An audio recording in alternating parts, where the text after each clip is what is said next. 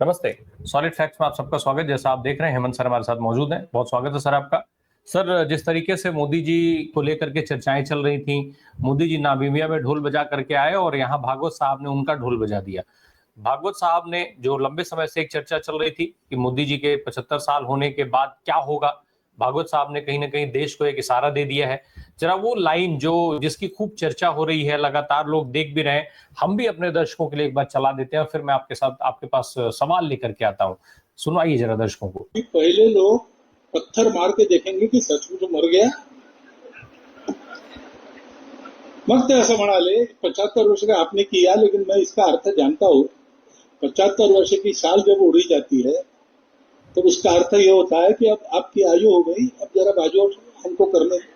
तो बाजू हटो हमको करने दो। सर, क्या माना जाए इसको? इसको ये मान लिया जाए कि भागवत साहब की सलाह है, या ये माना जाए कि भागवत साहब का अल्टीमेटम है? कुल मिला जुला करके समझा जाए कि मोदी जी का एग्जिट प्लान तैयार है। राम प्रकाश जी नमस्कार, आपको सारे दर्शक साथियों को भी। देखिए, भागवत साहब को आप आज से नहीं देख रहे हैं, बहुत लंबे समय से देखते रहे, और इस तरह की प्रतीकात्मक बातें संकेतों में सीधा नाम लिए बिना वो लगातार कहते रहे।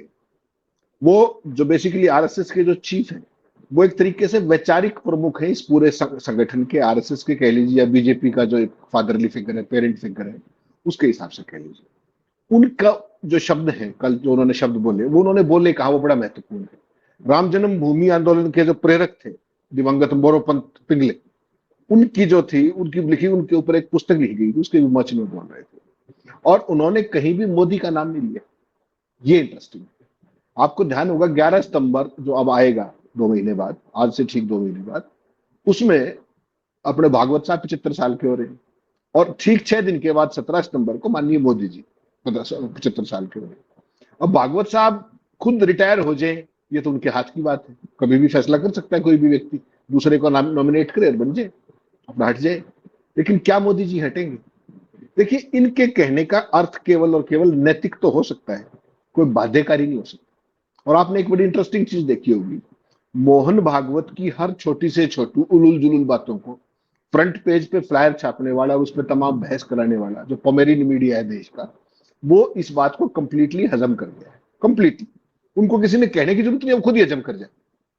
तो इससे आपको बड़ा मतलब साफ है कि भागवत साहब कुछ भी कहते रहे, मोदी जी का जो इकोसिस्टम है वो कंप्लीटली इन कंट्रोल है, और कंप्लीटली उसको सारे हाथ में नैरेटिव है, वो जैसे चाहेंगे उसको चलाएंगे।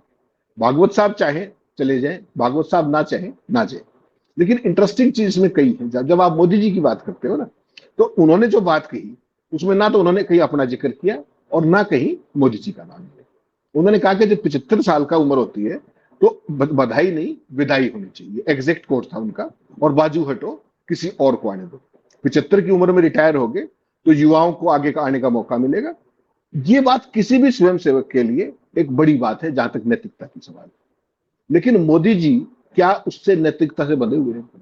और जो भागवत के कहने का अर्थ है कि वो तो छोड़ जाएंगे, कोई बात नहीं, मोदी जी ने 75 का जो पैमाना था वो खुद तय किया था।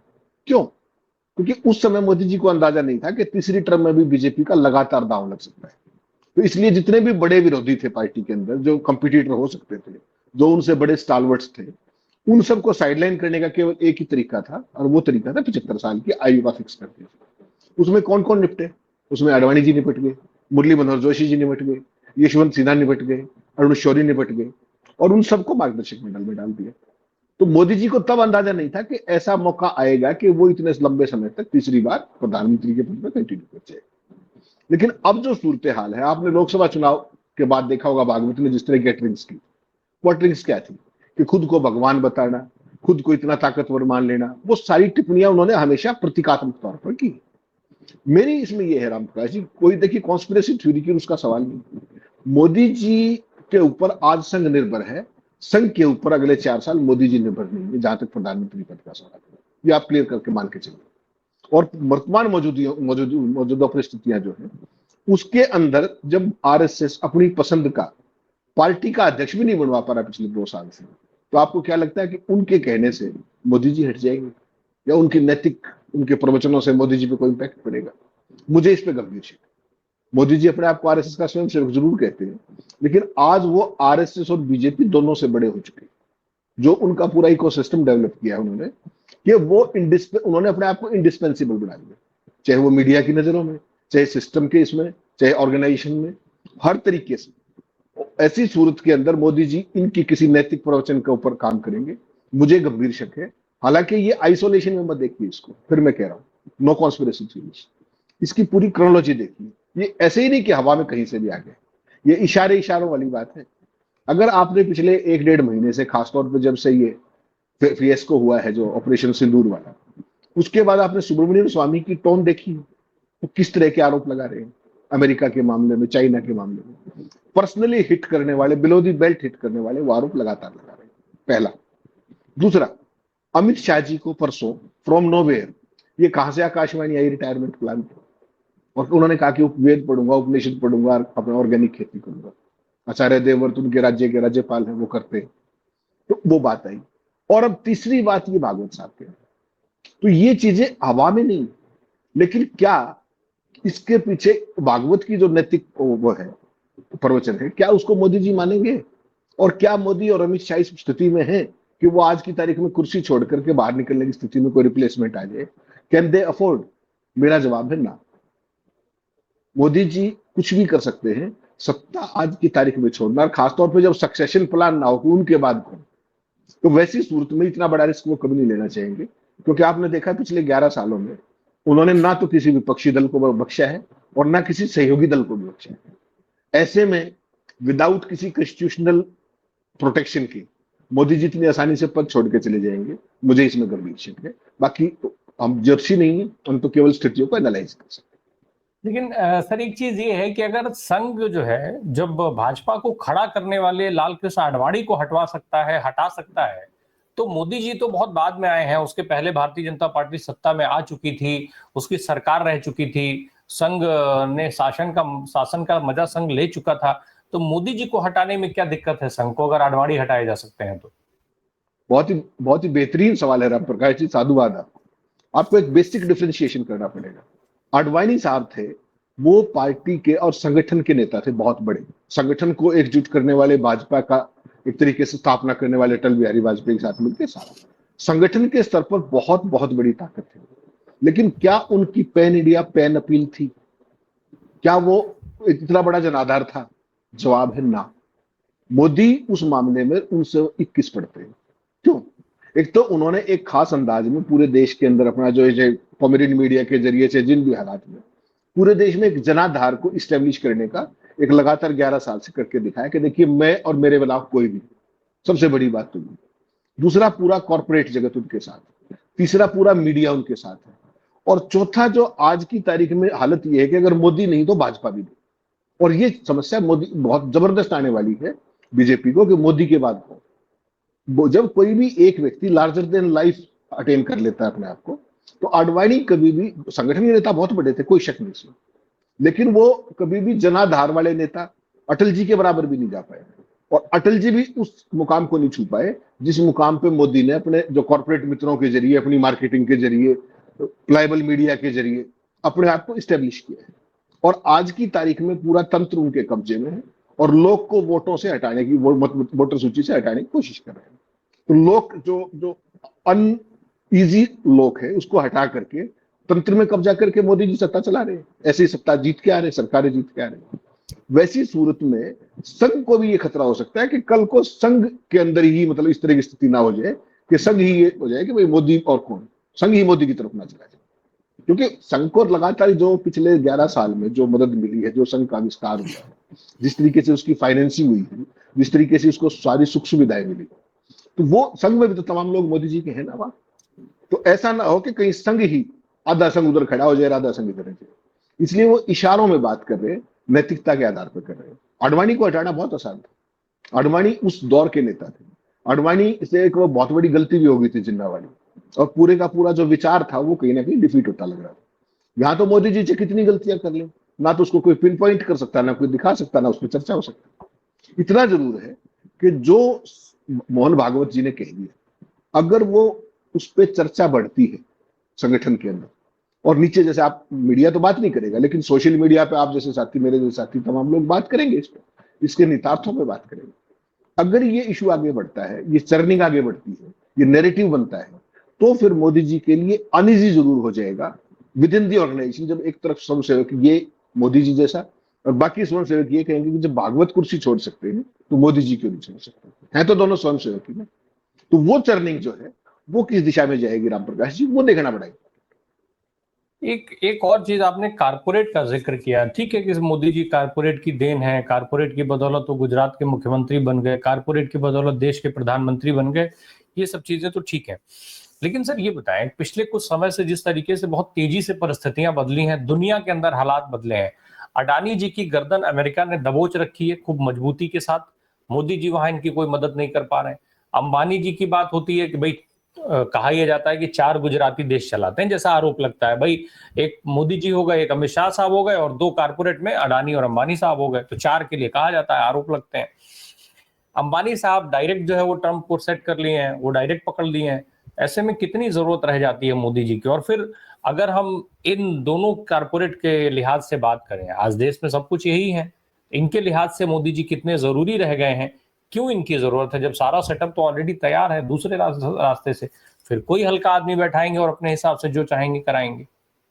नहीं राम प्रकाश जी, उसके लिए पूरा एक सिस्टम डेवलप करना पड़ेगा ना आपको। पहली बात तो आज की तारीख में आरएसएस और बीजेपी, उसके पास कोई सक्सेशन प्लान ऐसा तैयार नहीं। अगर आप एक नितिन गडकरी को छोड़ दें, नितिन गडकरी ने 3 दिन पहले, आपने देखा होगा, आपने चर्चा भी की थी, एक सुर्रा छोड़ा था कि अमीरी बढ़ रही, अमीरी घट रही है, गरीबी बढ़ रही है, ये है वो नहीं होना चाहिए। वही प्रवचनात्मक और वो आइडियल्स जिस तरीके की बातें की जाती है।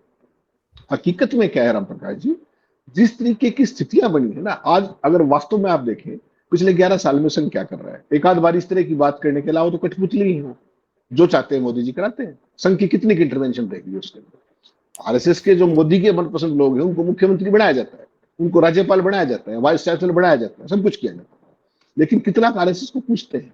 तो आरएसएस एक तरीके से इनडायरेक्टली मोदी और शाह की कठपुतली है फिलहाल के लिए। आपने कहा इंटरनेशनल पर्सपेक्टिव, अगर आप पहलगाम हमले के बाद अभी तक आतंकवादियों के गिरफ्तारी ना हो, उसके बाद ऑपरेशन सिंदूर को लेकर के जो पूरी दुनिया के अंदर हमारी जो स्थिति बनी, आपको क्या लगता है मोदी जी इन हालात में आरएसएस के राष्ट्रवाद के लिए एसेट है या लायबिलिटी?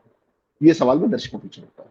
100 साल से जो संगठन केवल और केवल राष्ट्रवाद की बात कर रहा हो, सारी दुनिया को कहता हो कि पाकिस्तान आतंकवादी है, क्या आपने जिन आतंकवादियों ने पाक पहलगाम के अंदर मारे हमारे बेकसूर नागरिक, क्या आपने उनकी फोटो भी जारी कर दी? क्या उनको गिरफ्तार कर लिया? आप किस तरीके से पाकिस्तान का नाम ले रहे हैं? इतना बड़ा फियस्को तो कभी भी नहीं हुआ। और फिर इंटरनेशनली जो आप आइसोलेट हुए, पाकिस्तान के ऊपर आपने जाकर के टेररिस्ट कैंपों पे वो किया, बिल्कुल ठीक कार्रवाई थी, उसके बावजूद भी पाकिस्तान ताकतवर हो गया इंटरनेशनल कम्युनिटी में, आप कमजोर होते चले गए। तो क्या ये फॉरेन पॉलिसी डिजास्टर नहीं है? क्या ये पूरे देश के अंदर मैसेज नहीं है जो आपका दुनिया में डंका बजा करता? ये 11 साल देखिए, विदेश नीति का राम प्रकाश जी टेस्ट रोज रोज नहीं हुआ करते, वंस इन ए वाइल को भी दशकों में एक बार। ये वो मौका था जब मोदी जी का जो 11 साल से फर्जी डंका दिखाया जा रहा था दुनिया में, उसकी परीक्षा का समय आया तो पता लगा मोदी तो अकेले खड़े। भारत का तो इंटरनेशनल कम्युनिटी में कोई नाम ले वही नहीं, किसी ने पाकिस्तान का नाम लिया हो, छोड़ दीजिए मोदी ने किसी का नाम लिया हो पाकिस्तान का बाहर, मोदी के किसी मंत्री ने लिया हो, किसी राजदूत ने लिया हो इंटरनेशनल प्लेटफॉर्म। तो जो आरएसएस की पूरी जो राष्ट्रवाद है, जो बहुत ताकत वाली सारी बात, और जो है मोदी जी का 56 इंची, वो तो बुरे तरीके से एक्सपोज हुआ है पहलगाम के घटनाक्रम से लेकर आज तक। उसके बावजूद भी मोदी जी को हटाना आसान नहीं है आरएसएस के लिए। आपने अडानी की बात की, आपने अंबानी की बात। देखिए एक बात तो तय मानिए, अंबानी और अडानी के बीच अंदर खाने तो कंपटीशन किसी के बीच में नहीं होता। दोनों उद्योगपति हैं, दोनों के बीच में नेटवर्क की लड़ाई है, दोनों के बीच में विस्तार की लड़ाई है। इसमें भी कोई शक नहीं है कि अडानी मोदी जी के ज्यादा करीब है बनिस्बत के अंबानी के। इसलिए अंबानी ने अपनी पैरेलल कहीं ना कहीं पहुंच बना ली ट्रंप तक। और ट्रंप के साथ जब मैंने परसों आपसे चर्चा की, उसके बाद तमाम लोगों से बात की, उन्होंने कहा कि ट्रंप के परिवार से अंबानी के आज के संबंध नहीं, उनके कई दशकों से संबंध है, 1.5 से 2 दशकों से वो उनके साथ व्यापार करते हैं।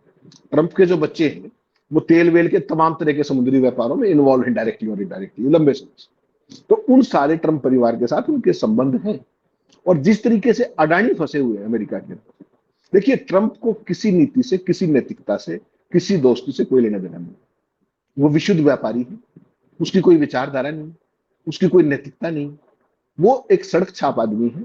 उसको जहां से 2 पैसे का मुनाफा होगा वो उसके साथ बोलेगा। आज पाकिस्तान का आप देख लीजिए, पाकिस्तान के सारे पिछले टैग था। पिछली टर्म में ट्रंप क्या बोला करते पाकिस्तान को, आतंकवाद की, ये आतंकवाद की, वो नर्सरी फैक्ट्री, सारे एडजेक्टिव यूज करते थे। अब उस पाकिस्तान के आर्मी चीफ को खाना खिलाते हैं बिठा करके। तो उनको बेसिकली उनके परिवार की जो क्रिप्टो करेंसी का कॉइन है उसमें इन्वेस्टमेंट का आपने वो दे दिया, पाकिस्तान प्रिय हो गया। अडानी फंसे हुए हैं, मोदी से उनकी कोई व्यक्तिगत खुन्नस है, तमाम ऐसी चीजें हैं जिसके कारण जो अमेरिका जो कुछ कर रहा है उसके फॉलआउट्स भी समझता है कि किस तरीके से वो आइसोलेट करते जा रहे हैं, किस तरीके से चाइना हमें day in and day out expose कर रहा है और हम बोल नहीं पा रहे हैं। तो जो 56 इंची आप बना करके लाए थे, जो लाल आंखों वाला आंखों में सवाल डाल के बात करने वाली बात थी, वो सब चीजें एक्सपोज होगी। तो संघ को कहीं ना कहीं अपने राष्ट्रवाद की भी चिंता है कि हम क्या कह के लाए थे और हम क्या कर पा रहे हैं। और जब भी फॉल्ट लाइन्स एक्सपोज होती है तो सबसे पहले इन पे सवाल उठता है। आपका पॉपुलर मीडिया मत कहे बेशक, जो पोमेरियन है वो नहीं बोलेंगे, लेकिन दुनिया तो देख रही है ना, दुनिया के मीडिया में तो सारी बातें आ रही है ना। तो उस हालत में अब मोदी जी कितने एसेट हैं और कितनी लाइबिलिटी आरएसएस के लिए, ये तो आरएसएस तय कर सकता है, ये मैं आप तय नहीं कर सकता। लेकिन इतना मैं मानता हूं कि मोदी जी को जो उनका व्यक्तिगत जो हालात है हर देश में, जो उन्होंने क्रिएट किया है पूरा सिस्टम, चाहे मीडिया का चाहे अदरवाइज, उनको हटाना आरएसएस के लिए इतना आसान नहीं होगा। और मोदी जी भी कभी नहीं चाहेंगे कि बिना किसी संवैधानिक प्रोटेक्शन के वो इस तरीके से पद छोड़ के जोड़ा उठा के चले जाए। मुझे इसमें गंभीर शक। मतलब मोदी जी के एग्जिट प्लान में सबसे जरूरी ये है कि उनके लिए कोई संवैधानिक पद बने। तो अब संवैधानिक पद इसके बाद क्या ही बचता है सर? फिर तो देश के सीधे राष्ट्रपति बचते हैं। जी एग्जैक्टली। मोदी जी को अगर आपको इज आउट करना होगा तो गेम तो वही था, इस बार सारा गड़बड़ होगी 2024 के जनादेश में। खेल तो सारा ये था कि किसी तरीके से 400 सीटें आ जाए और फिर राष्ट्रपति शासन प्रणाली लागू करके, जैसे पुतिन ने वहां पर किया कि जब तक चाहे जैसे चाहे वैसे वो कर पाते, लेकिन वो सीट रहेगी 240। इसके कारण ये सारी चर्चाएं हो रही है जिसकी आप और मैं बात करें, 75 साल और ये वो रिटायरमेंट वगैरह। अगर वो सीटें 400 नहीं, चलो 350 वगैरह भी आ जाती तो भी ये एफर्ट जरूर करते। लेकिन अब चूंकि ये नहीं आ पाया, और इसलिए आपने देखा महाराष्ट्र को किस शिद्दत के साथ चुनाव जीत के दिखाया, 89% स्ट्राइक रेट। अब बिहार के अंदर चुनाव से 4 महीने पहले विशेष पुनरीक्षण, ये सारी चीजें बेसिकली क्या है, कोई भी जो आदमी सत्ता से निकलने वाला व्यक्ति हो ना, जोड़ा उठाने वाला, वो इस तरह की चीजें नहीं करता है। इसका मतलब ये है कि मोदी जी का दिल अब भी मोर मांगे मोर है। मेरा व्यक्तिगत आकलन है, मैं गलत भी हो सकता हूं, मैं कोई ज्योतिषी नहीं हूं, लेकिन मैं उनकी जो शासन पत्ति जो चलाने की है, जिस तरीके से उनका कंप्लीट कमांड एंड होल्ड है, जिस तरीके से उन्होंने पूरे तंत्र को काबू कर रखा है, जिस तरीके से आप लोकतंत्र के चारों पाया आज उनके कब्जे में, तो मुझे लगता नहीं कि जो व्यक्ति सत्ता से बाहर जाने के विचार भी कर रहा हो वो इस तरीके का एब्सोल्यूट कंट्रोल चाहता है। मुझे इसमें शक है। और भागवत के कहने से मोदी कुर्सी छोड़ देंगे, मुझे इसमें भी बहुत गंभीर शक है। सर भागवत के कहने से नहीं छोड़े ठीक है, लेकिन ये नियम तो उनके अपने बनाए हुए थे कि 75 साल पर रिटायरमेंट होगा। कई सारे लोग रिटायर हुए, आडवाणी जी का जिक्र हुआ, बहुत सारे आडवाणी, मुरली मनोहर जोशी जैसे दिग्गज नेता जो है वो उम्र का हवाला दे करके मार्गदर्शक मंडल में भेज दिए गए। ये सब ठीक है सर, लेकिन मोदी जी के बाद जो नंबर 2 माने जाते हैं पूरी पार्टी में, वो तो अपना पूरा प्लान डिस्कस कर चुके हैं। उन्होंने पूरा प्लान ओपनली सबके सामने बोला कि मैं रिटायर होऊंगा, रिटायर होने के बाद मैं क्या क्या करूंगा, वो ऑर्गेनिक खेती से लेकर के तमाम चीजें बताए। तो अगर मोदी जी के पहले वाले रिटायर हुए, मोदी जी के बाद वाले का रिटायरमेंट प्लान तैयार है, तो फिर मोदी जी ही क्यों? फिर मोदी जी को आखिर, और मोदी जी तो पहले भी कह चुके हैं भाई, एक तो वो मान लीजिए बायोलॉजिकल नहीं है, अपने आप को वो जिस तरीके से प्रोजेक्ट करते हैं कि वो तमाम कई बार किस तरीके से कितने गहन मुद्रा में वो क्या कहते हैं उसको समाधि लगा लेते हैं टाइप कुछ चीजें। तो ऐसे में भाई सात्विक व्यक्ति हैं और उम्र का जो उन्होंने तय किया है, वो तो उनको अगर यही नहीं फॉलो करेंगे तो पार्टी में बाकी नेता कैसे फॉलो करेंगे इसको? राम प्रकाश जी, इस मोदी जी के शासन में एक सेंटेंस याद रखिएगा हमेशा के लिए, रूल्स आर फॉर फूल्स। जो रूल्स बनाए जाते हैं वो फूल्स के लिए। अमित शाह साहब ने भी तो कहा सर। तो नहीं, अमित शाह साहब के कहने से ही तो ये सारी बातें आगे बढ़ रही है ना, कि अमित शाह साहब को भी कहीं ना कहीं से कोई इंडिकेशन मिल गई है कि कोई ऐसी चीज चल रही है जो उनको नहीं। तो अमित शाह तो 60 साल के भी नहीं है भाई। अभी अमित शाह को तो 60 साल का होने के लिए अभी 22 अक्टूबर को होंगे, अभी 60 साल के भी नहीं हुए, वो अगर रिटायरमेंट की प्लान कर रहे हैं तो इसको आइसोलेशन में मत देखिए। इसलिए मैंने आपसे क्रोनोलॉजी की चर्चा की कि एक तरफ सुब्रमण्यम स्वामी कुछ कहते हैं, उसके बाद गडकरी कुछ कहते हैं, उसके बाद अमित शाह रिटायरमेंट की प्लान करते हैं, उसके बाद भागवत आ जाते हैं। There is some backing to it. इसके पीछे कोई ना कोई चीजें हैं जिसका कहीं ना कहीं इंडिकेशन है। और अमित शाह ने बड़े अपने आप को पहली बार इतनी स्मूथली ये बात कह दी कि अपने रिटायरमेंट की प्लान उन्होंने खुद ही डिस्क्लोज कर दी। कोई कारण नहीं था, कोई अवसर नहीं था, लेकिन कहीं ना कोई इंडिकेशन है, तभी कोई बात निकलती है। ऐसे ही नहीं कि कोई आइसोलेशन में कहीं और से फ्रॉम नोवेयर ऐसी बात कहता है। कुछ न कुछ पक्ष जरूर रहा है, लेकिन मुझे नहीं लगता कि आज की तारीख में संघ का जो पूरे 11 साल का व्यवहार रहा है और आरएसएस के प्रति जो मोदी जी का जिस तरीके का हो रहा है, कि संघ में इतनी हिम्मत भी होगी कि मोदी जी ये इस तरह की, ठीक है आप एक जनरल स्टेटमेंट दे दीजिए, बाजू हटो, 75 साल बधाई नहीं विदाई, ये सारा सिंबॉलिज्म होता है, एक सो कॉल्ड नैतिक बात है। आप कह रहे हैं, किसी का नाम थोड़ी ले रहे हैं, आप खुद भी छोड़ के जा सकते हैं, कोई बात नहीं। हाँ, इतना जरूर है, अगर भागवत ने कुर्सी छोड़ दी 11 सितंबर को, फिर मोदी जी को समस्या जरूर हो जाएगी और फिर पार्टी के अंदर भी मरमरिंग कहीं ना कहीं शुरू हो सकती है। खासतौर पे जो ये अब पूरी दुनिया में जिस तरीके का हमारा आइसोलेशन हुआ है, जिस तरीके से आपको दूसरी पार्टियों के लोग भेजने पड़े दूसरे देशों के अंदर अपना पीआर करने के लिए, उससे मोदी जी की स्थिति कमजोर जरूर हुई है, नेशनली भी और इंटरनेशनली भी। और देश की भी जो सो कॉल्ड जो डंका बजा रहे थे आप 11 साल से, वो भी एक्सपोज हुआ है, ये मानने में कोई शक नहीं। तो सर एक चीज क्या ये मान लिया जाए, जिस तरीके से अमित शाह साहब हमेशा से मोदी जी के साथ जुड़े रहे, तो मोदी जी के रिटायरमेंट के साथ ही अमित शाह साहब भी अपने आप को रिटायर कर लें, अपना रिटायरमेंट ले लें, इसलिए उन्होंने सारा विजन क्लियर कर दिया था कि भाई मैं मोदी जी रिटायर होंगे, मैं भी साथ में रिटायर होऊंगा, उसके बाद ऑर्गेनिक खेती करूंगा। राम प्रकाश, देखिए जो अमित शाह जी की जो सिचुएशन रही है पिछले 11 साल, वो देश में किसी भी भाजपा नेता, अटल जी और अडवाणी जी तो बाल सखा थे, जिस तरीके का उनका था, इतने ताकतवर कभी अडवाणी भी नहीं। जो absolute power as party president, जो absolute power as home minister. और मैं तो बहुत बार ये कहता हूं कि मोदी जी की ताकतों का जिस तरीके से उन्होंने प्रयोग किया पार्टी के लिए, संगठन के लिए, सरकारें बनाने के लिए, सरकार गिराने के लिए, एजेंसियों का जिस तरीके से वो किया, उसका कोई दूसरा समकालीन उदाहरण आपको मिलेगा नहीं 11 साल के लंबे वक्त में। तो अमित शाह जी जो ताकत एंजॉय कर चुके हैं, जो ताकत वो भोग चुके हैं, ऐसा तो मैं तो ये भी मानता हूं कि अगर वो खुद प्रधानमंत्री बन जाए तो हो सकता है उस तरीके से उतनी ताकत एंजॉय ना कर पाए। यहां तो क्योंकि पावर विदाउट अकाउंटेबिलिटी थी इस तरीके से। उनका जो 11 साल का पूरा ये है, उसकी देखिए पूरे मणिपुर में क्या हो रहा है, तमाम जगह दिल्ली में दंगे हुए, कितनी दुनिया भर की चीजें हुई। ये पहलगाम वाले में भी कहीं ना कहीं होम मिनिस्ट्री और डिफेंस मिनिस्ट्री, कहीं कोई नाम लेवा नहीं, कोई जवाबदेही नहीं थी। जो मर्जी आए जिस तरीके से आया, तमाम काम किए, मंत्रालय में जो कुछ भी हुआ किसी ने सवाल नहीं पूछे। तो सब सवालों से ऊपर थे, सब जवाबदेही से ऊपर थे।